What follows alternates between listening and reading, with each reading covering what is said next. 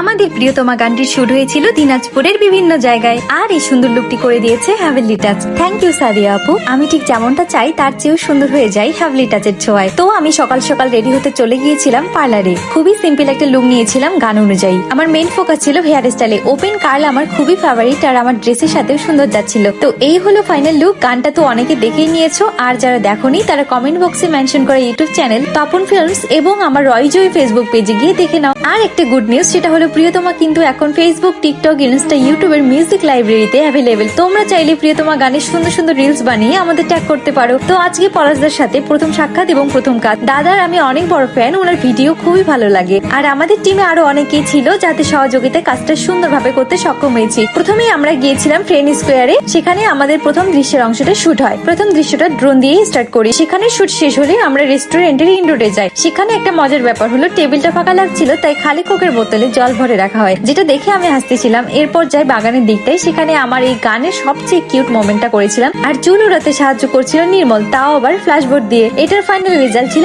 এটা। তারপর আমরা জায়গা পরিবর্তন করে চলে আসি রাজবাড়িতে। গানের বাকি অংশ রাজবাড়িতে করা হয়েছিল। এরপর আমাদের ডার্ক সিনের দরকার ছিল, তাই সন্ধ্যার পর বাকি শুটটা করেছিলাম। সেখানে যেহেতু কারেন্ট ছিল না, ব্যাকগ্রাউন্ডে ধোয়ারও প্রয়োজন ছিল। তুহিন ধুনো জ্বালিয়ে সাহায্য করছিল। বেচারার ফু দিতে দিতে 12টা বেজে গেছিল। এদিকে আমাকে কোরিওগ্রাফি দেখিয়ে দিচ্ছিল, আমি সেটা প্র্যাকটিস করছিলাম। এরপর ভালোভাবে শুট শেষ হলো। তো এই ছিল আজকের ভিডিও। দেখা হচ্ছে পরের ভিডিওতে। টাটা।